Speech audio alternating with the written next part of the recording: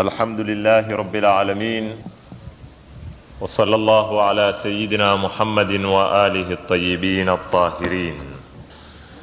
يقول الله سبحانه وتعالى: أعوذ بالله من الشيطان الرجيم، بسم الله الرحمن الرحيم. ألم نشرح لك صدرك ووضعنا عنك وزرك الذي أنقض ظهرك ورفعنا لك ذكرك فإن مع العسر يسرا إن مع العسر يسرا فإذا فرغت فانصب وإلى ربك فارغب. Ndugu zangu Waislamu, bado tuendelea kuifasiri aya ya kwanza ya suratul Inshirah, nayo ni ile aya inayonena alam nashrah laka sadrak. Na katika kuifasiri aya hii ilitutukua katika safari ndefu ya kuieleza kwa urefu fikra ya sharhu sadri,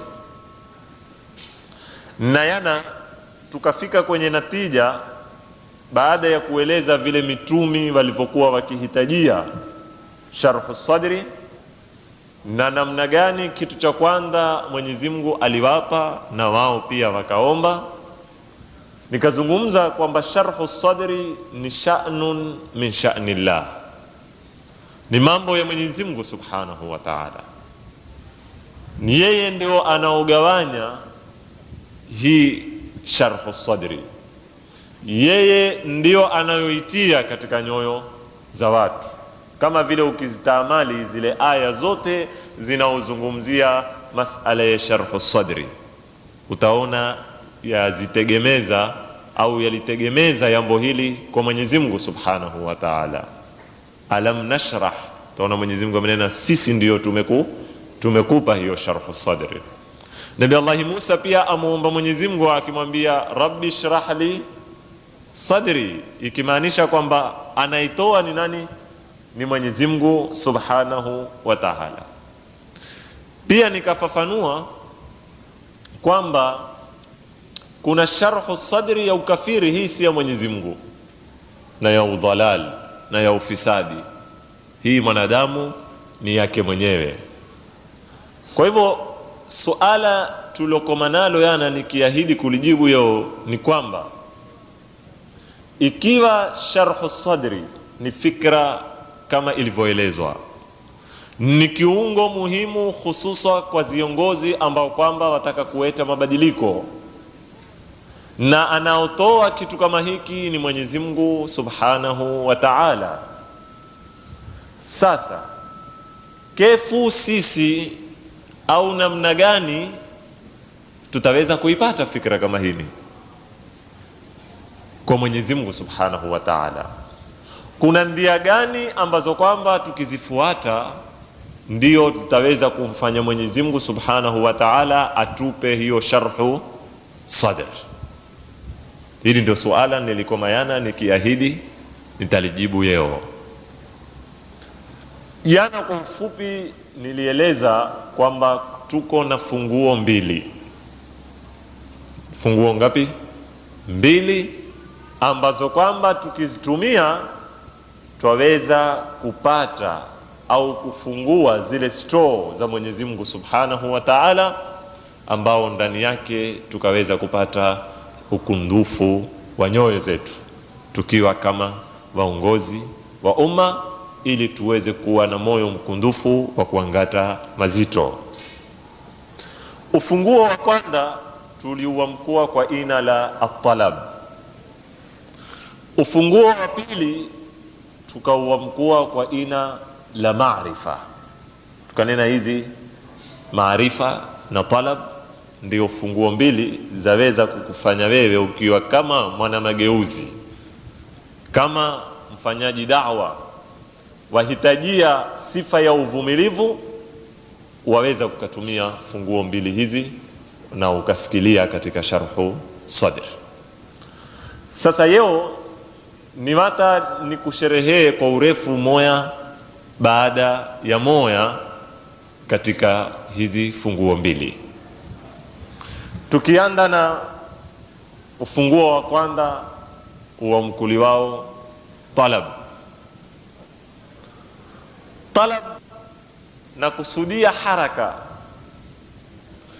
talab na kusudia dua, zote hizi mbili ni talab.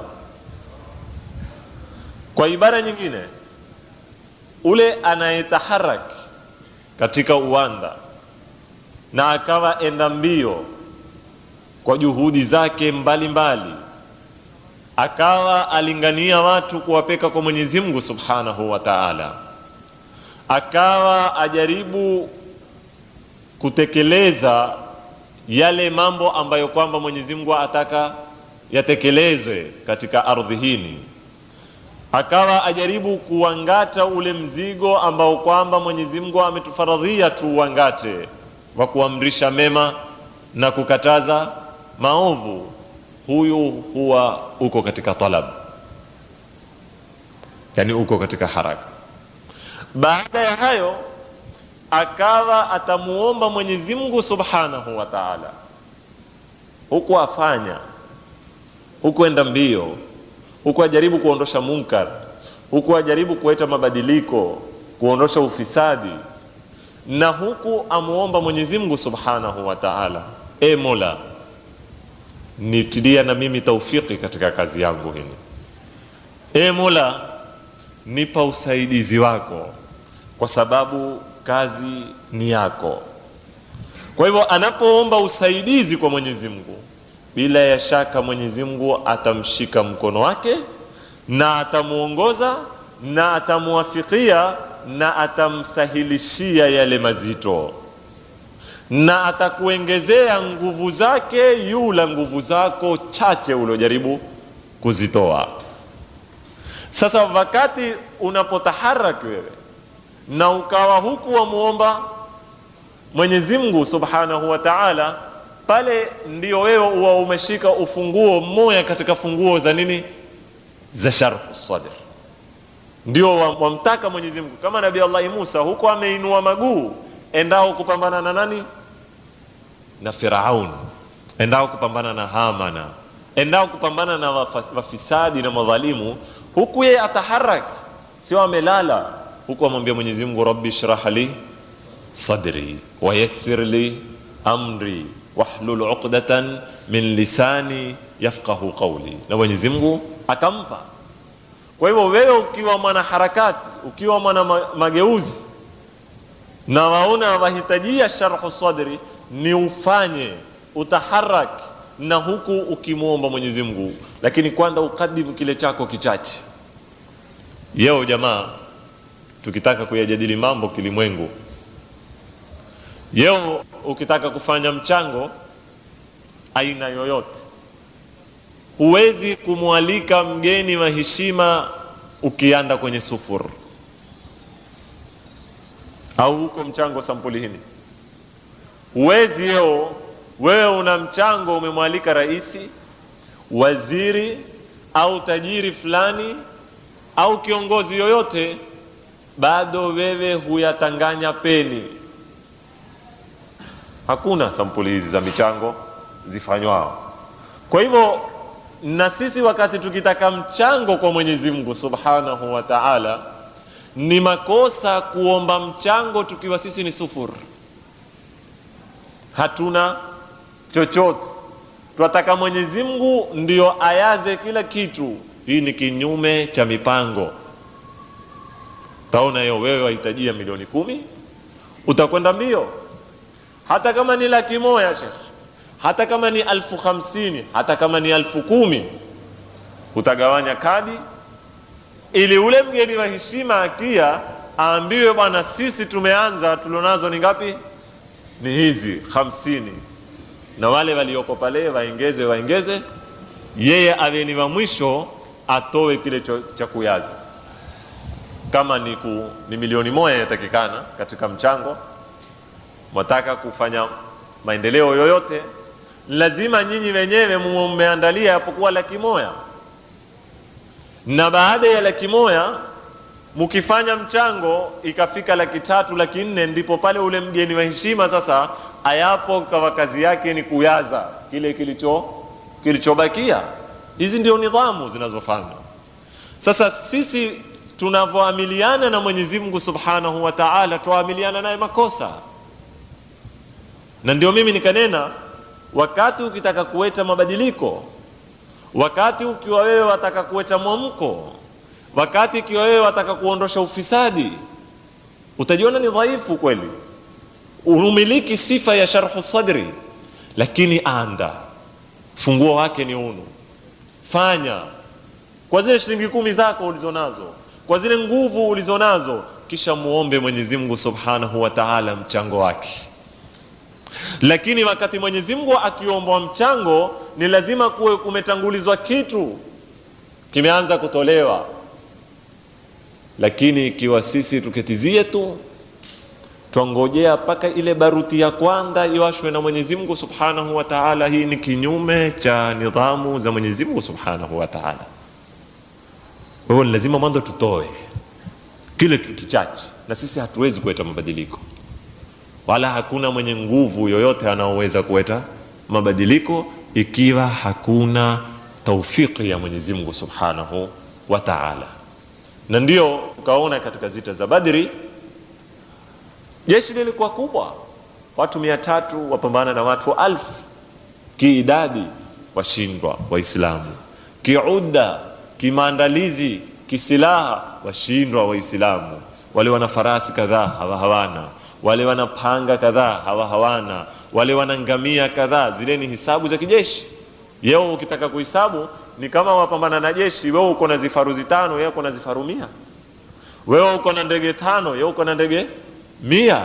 Ndivyo ilivyokuwa ile muadala ya kihisabu baina ya Mtume sallallahu alayhi wa sallam na Makureish. Lakini kama ni maambi yao kila siku, Mtume hakupanda yule jabali akawakusanya maswahaba akawaambia ndio tusomeni al-Badiri, Mwenyezi Mungu Subhanahu wa Ta'ala awaangamize wote hawa yao. Au ndoni tushike kitabu cha Nabahani tuwasomeni Nabahani na Taiba al-Asmai na suratul An'am kwa guu moja, Mwenyezi Mungu aiangamize. Na hakuna mwenye dua ya kutakabaliwa kama nani? Kama Mtume. Yoyote atakayokuidai una dua, haifikii dua ya nani? Ya Mtume sallallahu alaihi wasallam. Lakini Mtume hakuketi kukasoma Nabahani wala kukasoma al-Badiri wala suratul An'am kwa guu moja, bali Mwenyezi Mungu alimwambia rusha hicho ulicho nacho. Ukirusha, ndio pale nikokwambia yuzi Uhuru alipokuwa jamaa, mna laki ngapi? Tuna laki 4, kwa hivyo naye kaongeza laki 6. Ndivyo nidhamu ilivyo. Toa mchango wako mwanzo tuone umekusanya ngapi, na sisi tukuongezee. Kwa hivyo Mtume alirusha. Aliporusha, Mwenyezi Mungu akatia nguvu zake, kile kilichorushwa kikavia. Ndio akamwambia wama ramaita idha ramaita walakin Allah rama. Hukurusha. Angalia aya namna ilivyonadika, yakanusha ikithibitisha. Hukurusha. Mwanzo yamwambia Mtume hukurusha, wakati uliporusha, lakini Mwenyezi Mungu amerusha.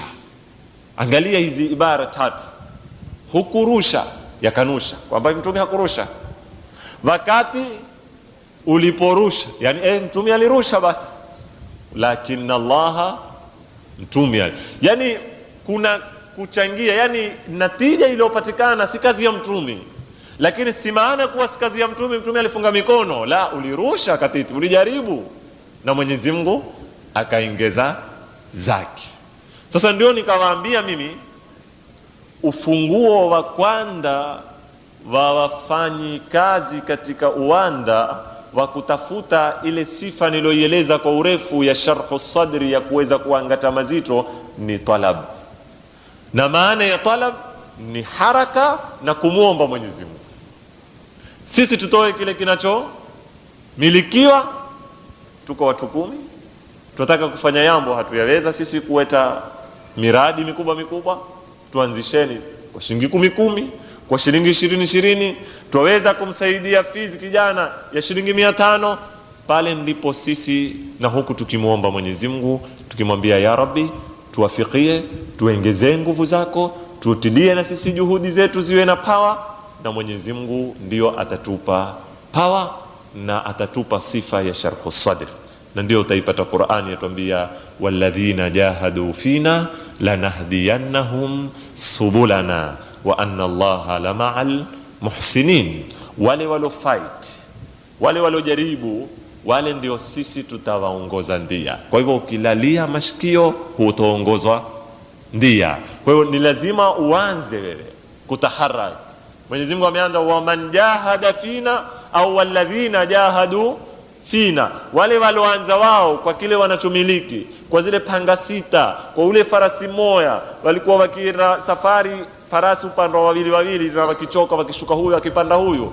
Lakini Mwenyezi Mungu walipokuwa wale wametoa kile kichache, ahdahum subulahu, ndio leo ambia lanahdiyannahum subulana. Na ndio Mwenyezi Mungu akatwambia in tansurullaha yansurkum wa yuthabbitu aqdamakum. Mkimnusuru Mungu, si maana kumnusuru Mungu tutoke na jeshi tuenda kumlinda Mungu ataka kuvamiwa, la, ni maana tutoe kile kichache tulichonacho na sisi kukitumia fi sabilillah. Tusingoje kila kitu kufanywa na nani? Na Mwenyezi Mungu. Tutakapo kufanya hivyo, Mwenyezi Mungu atuambia yansurukumullah, naye Mwenyezi Mungu ndio atawapa nusra, atawapa ushindi, wa yuthabbitu aqdamakum, na ndio atawapa nyayo thabit, atawapa sifa ya kuvumilia. Si rahisi mtakuwa kutingisika wakati mkipambana na mazito.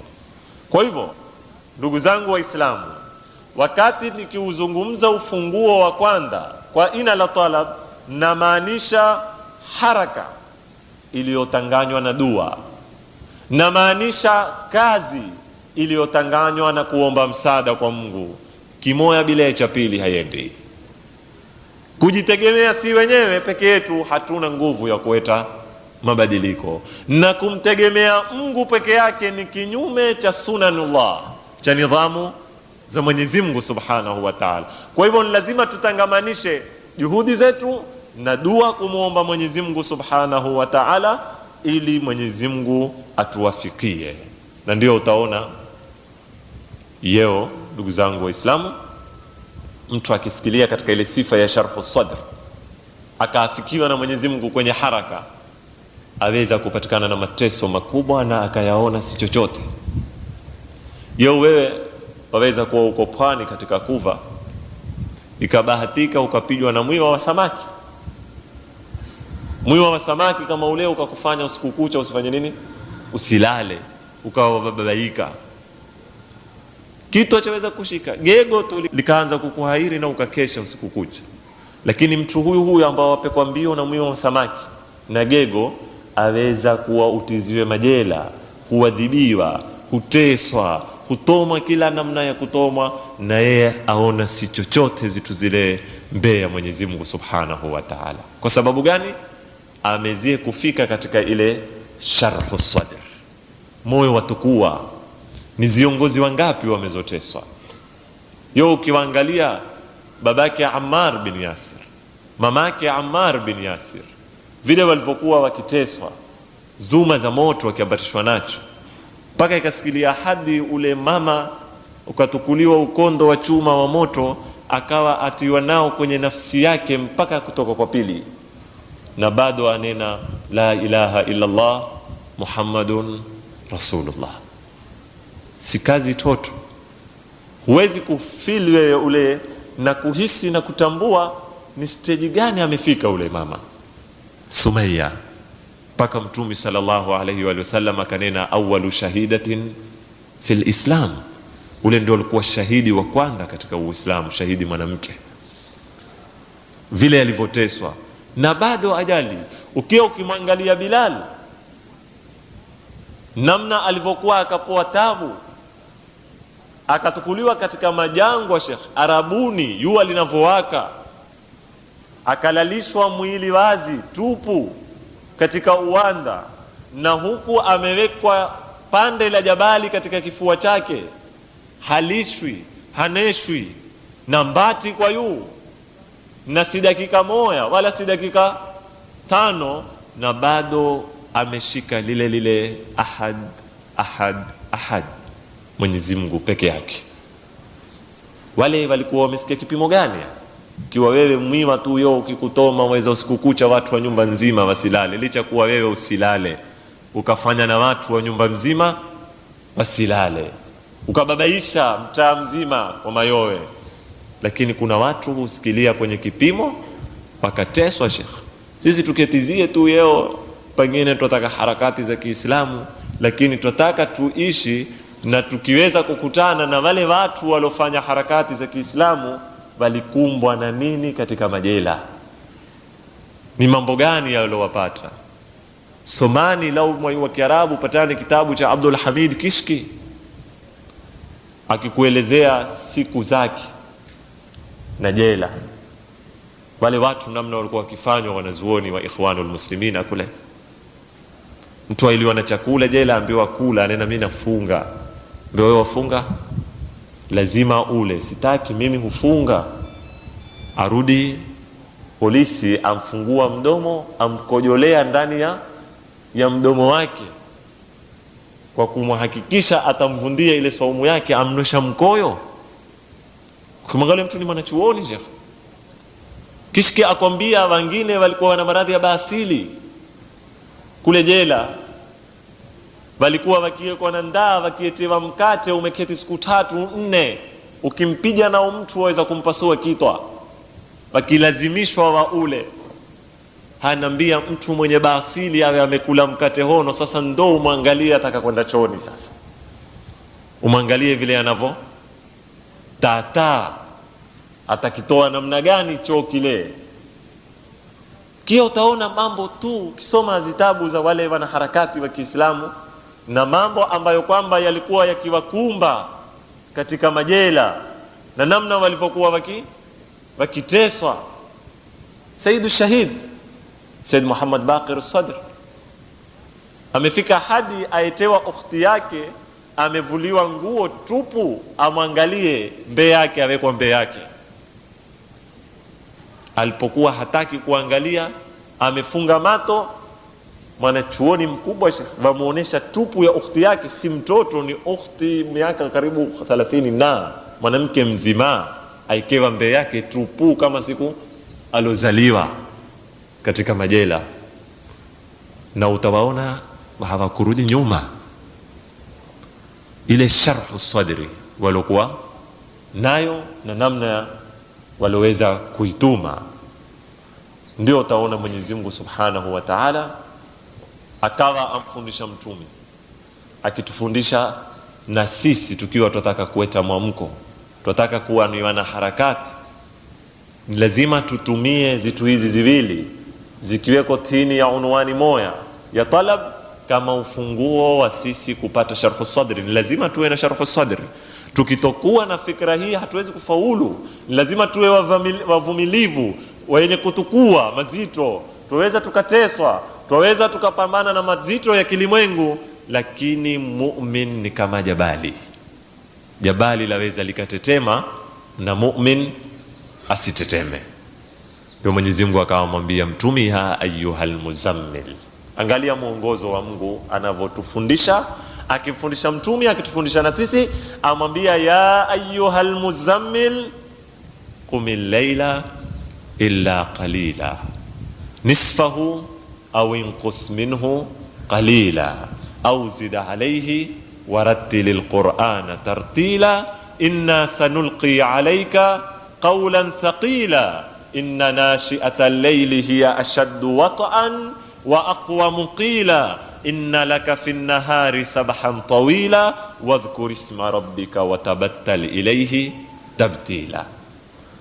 Hizi aya jamaa zitukuzie mambo mawili peke yake za kufundisha mtume niloyaeleza mimi, haraka na dua. Ukiweza kukusanya zitu hizi mbili, ndio utafika katika masala ya sharhu sadr. Taban dua, mimi nikitaya dua akili zenu moja kwa moja huwa zimekwenda kwenye zile dua zetu, ambao mimi mara nyingi huwa nikizungumza na lengo langu kukosoa, lakini sisi Waswahili twahitajia kuyewa upya kuhusu mafhumu ya dua katika Uislamu. Na sitaki kukosoa mtu wala kukosoa waliopita wala yaloandikwa, lakini twaifahamu makosa dua. Sikia hiyo mtu wala omba dua la amin, si dua hiyo, haina natija katika ruhu.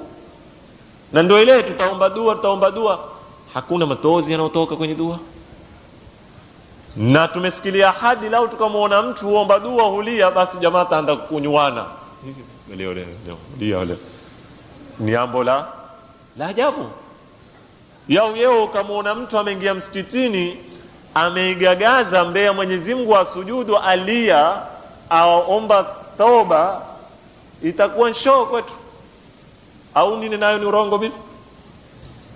Tutankuana na walioko nde ngale jamaa yenu zibomu si zishishie ule au wamesaga gomba yao limemtukua. Shekhe, ule mtu alia mbele ya Mwenyezi Mungu Subhanahu wa Ta'ala, hata kama ni mrongo Mwenyezi Mungu amekwambia ilize, hata kama huwezi kulia ifanyishe ulia. Kwa hivyo hata kuifanyisha mbele ya Mwenyezi Mungu ni sunna. Au hakuna hadithi hizi za Mtume sallallahu alaihi wasallam? Mwenyezi Mungu ametuambia Mtume, fa in lam tabku fatabaku, mkiwa hamwezi kulia kihakika basi jilizeni, fanya haswa ilia hata kama una kilio mbele ya Mwenyezi Mungu Subhanahu wa Ta'ala. Sasa Mwenyezi Mungu amwambia Mtume, qumi layla, inuka usiku, tumia usiku ndio tumia kipande cha dua. So zitu ni ziwili, ni dua na nini na haraka. Usiku utumie kwa dua, mtana utumie kwa nini? Kwa haraka. Ndio utapata talab, utapata ufunguo wa sharh as-sadr. Qumi layla illa qalila, ukiweza tumia usiku mwingi isipokuwa mchache ulale. Kiwa huwezi namna hiyo basi nisfahu, nusu ya usiku, au inqus minhu, au punguza tena nenda kwenye thuluthi ya usiku, au zidi, au weka thuluthi mbili za usiku pia ukiweza, kulingana na kudra yako.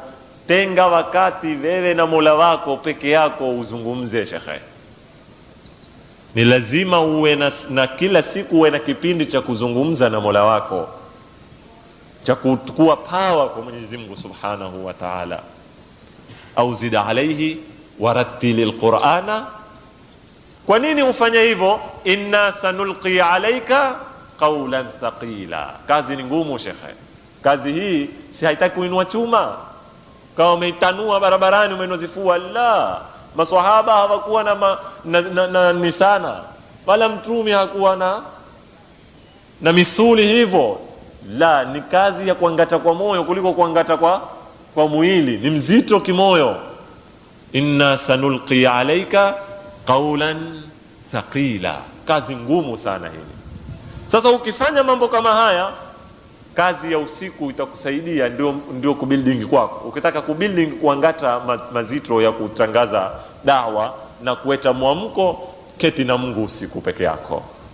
Kwa nini? Mwenyezi Mungu akueleza, inna nashi'atal layli hiya ashaddu wat'an wa aqwamu qila. Subhanallah, kisimamo cha usiku ukaswali salatul layl, ukamuomba Mwenyezi Mungu, ukalia, ukasoma Qur'ani, ukaomba Mwenyezi Mungu akupe power, hiki ndio ashaddu wat'an, hukufanya ukite. Kwa hiyo mtu alokita huwezi kumsuka kuliko mtu ambao amesimama tu hakukita, ukimsukuma kwa chanda kimoja aweza kwenda. Lakini mtu ambao kwamba amekita katika ardhi, basi sharti uyunde. Sasa Mwenyezi Mungu akwambia nashi'atul layli ndio inaokupa ashaddu wat'an, mkito mgumu katika ardhi. Ukisimama umesimama, hutingisiki. Wa aqwamu qila, kisha hiyo nashi'atul layl ndio ambayo kwamba inaokupa ulimi bora wa kunena na watu, ndio inaojenga ufasaha, ndio ambayo kwamba inayoyafanya maneno yako yawe direct kutoka ulimi mpaka kwenye nyoyo za watu, ndio utaweza kuwaathiri watu ukiwa wewe utajiunda. Angalia Mwenyezi Mungu anapokupa mwongozo wa kutaka kueta mwamko. Omba Mungu, dua, swali usiku, hizi zitakupa mkito. Wewe utakuwa shujaa, wewe utakuwa hutingisiki, wewe utakuwa hutishiki. Kisha unalolinena Mwenyezi Mungu atalitupa kama ule mtanga alivyoutupa, atalitia katika nyoyo za watu. Ndio leo wama ramaita idh ramaita walakin Allah itakuwa yale uyanenayo mbele wayanena, lakini Mungu ndio atakuwa yapeka kwenye nyoyo za watu. Kisha amrudia hayo ya usiku, hayo yasiweni hayo tu ya kuomba dua jamaa, la, arudi akwambia inna laka fi nahari sabahan tawila. Hando mtana sasa utafanya nini? Mtana ni sabahan. Kwa hiyo maana ya sabaha ni kuoga pani, si unena. Na angalia Mwenyezi Mungu vile anavyotumia ibara mahala pake. Anayeoga pani ana zitu ziwili zigumu apambana nazo.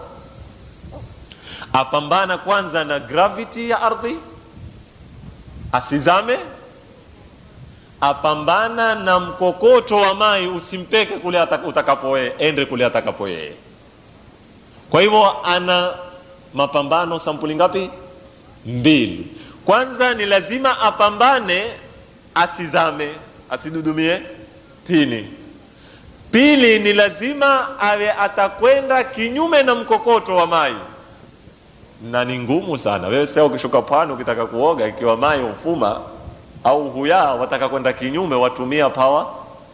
Kwa hivyo Mwenyezi Mungu amwambia mtumi, fanya hivi usiku, kwa sababu wewe mtana unakwenda kuogelea katika jamii ya Maka. Kwenda kuogelea kwa sababu jamaa wataka kukuangusha, na wapambana na mfumo ambao ni kinyume wako. Watu wenda huku, wewe watakuwarudisha wende huku. Kwa hivyo wataka ufight kiasi kikubwa sasa hapo. Kwa hivyo mtana shuka uwandani, na uwandani ukishuka kazi ni hiyo, ni usizame, na kila siku jamaa wataka kukududumiza, na uende kinyume na mkokoto. Na kwenda na kinyume na mkokoto wa mai ni ngumu sana, kwa sababu watu wote wameamka, wameundwa hivi, siasa zetu zimeundwa zende hivi, uchumi wetu wende hivi. Sasa wewe wataka kuambia watu tusende hivi, turudini huku, hapo huwa kuna kazi kubwa.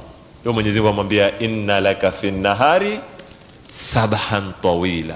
Si masala ya kuitosa dakika 5, una sabahan tawila, marefu sana masafa.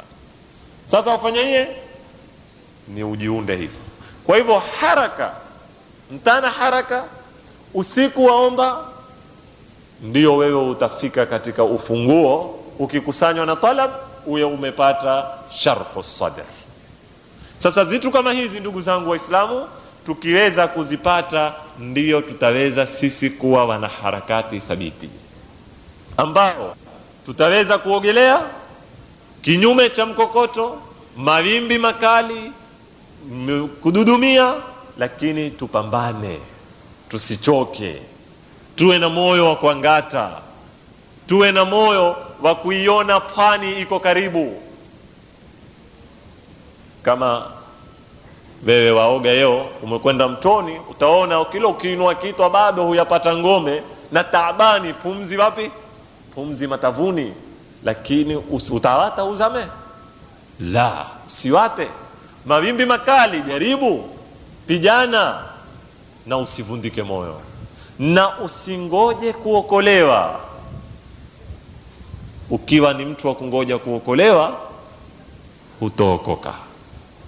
Ni lazima tuamini kwamba sisi ni lazima tujiokoe sisi wenyewe. Hakuna mtu atatoka nde ndio atakuya kutuokoa sisi. Sisi, mimi na wewe, ni lazima tuamshane, kwa sababu mimi naweza kuwa nimelala na wewe waweza kuwa umelala. Mimi nikaamka katika kipindi fulani, wewe ukawa ulele, au wewe ukaamka mimi nikawa nilele, tukawa tusaidiana. Ni lazima tuamshane, na mwamko ni lazima utepuze kutoka ndani yetu sisi, na ni lazima tupate viongozi kutoka ndani yetu sisi. Ikiwa tutangoja kutoka nde wae watu wamshe sisi, na viongozi wae kutoka nde, hatutoamka sisi, na ni kinyume cha mipango ya Mwenyezi Mungu Subhanahu wa Ta'ala. Wewe angalia, hakuna mtumi ametumilizwa nde lile kabila alotumilizwa. Hakukutolewa mbani Israeli akapekwa kwa Waarabu, na hakukutolewa Mwarabu akapekwa kwa nani? Kwa Bani Israila. bali kila mtumi alizaliwa na ile jamii na ile ilofisidika. Wewe fikiri Maka namna ilokuwa kungelizaliwa mtumi? Tumesikilia kipimo kilokuwa Maka cha uharibifu? Hatujafika Sheikh. Maka zilikuwa zimedudumia Sheikh, masanamu 360 wafanya nini? Waabudiwa, dhaifu hana nafasi, na mtumi akazaliwa pale pale na akayewa na jamii ile ile na wazee wale wale, na akaukomboa umma ule ule. Sabbihu lillahi ma fi samawati wa ma fi al-ard, paka Mwenyezi Mungu akatuambia huwa alladhi ba'atha fil ummiyina rasulan minhum, na katika aya nyingine ametuambia min anfusihim. Mwenyezi Mungu ametoa mtumi kutoka nafsi zao, katika wao. Sio ametolewa Madina akaitwa Maka kuongoza watu, sio alitolewa Jerusalem akaitwa Maka kuongoza watu, la, minhum min anfusihim. Kwa hivyo ni lazima sisi tuzae kiongozi, ni lazima tuwazae na ni lazima tuwayee, na ni sisi hapa. Ikiwa hakutotoka katika sisi, basi na mwingine hatotoka. Lakini ikiwa tutaketi mtu aye, hata kama malaika itabidi tumshuku, kwa sababu hatumuyui, hatuyafanya kazi naye shekhe. Sasa ndio utakuta ni lazima jamaa tumzae kiongozi na tumuye. Na nyingine na tumuye, sio tumuye misikitini wala kwenye madrasa, yani tumuye katika haraka, katika hizi harakati ndogo ndogo tunazozianda, katika hizi zikundi zidogo zidogo tunazozianda. Tukimpa cheo, tunaweza kujaribu vijana 5 6, tukawaangalia, tukawasoma. Baada ya miaka 3 4 5, sisi bwana, sisi huyu tuko na faili yako tena. Leo tunataka kufanya kampeni, tukusomea faili, kutaka kutoka kwenye jukumu kwa Mwenyezi Mungu Subhanahu wa Ta'ala. Huyu kwa muda wa miaka kadhaa amefanya kazi katika chama kadhaa na amekuwa na uaminifu kadhaa na maendeleo kadhaa, na huyu katika kadhaa amefanya kadhaa na ana uaminifu kadhaa na maendeleo kadhaa. Umepitia kwenye nyanja mbalimbali. Kesho sisi tukupa chombo tuongoze, na pia nikubahatisha kiasi fulani. Waweza huwezi ukaturuka, waweza ukaturuka. Hapo ndio iangalie nafsi yako, uncha Mungu ama humchi.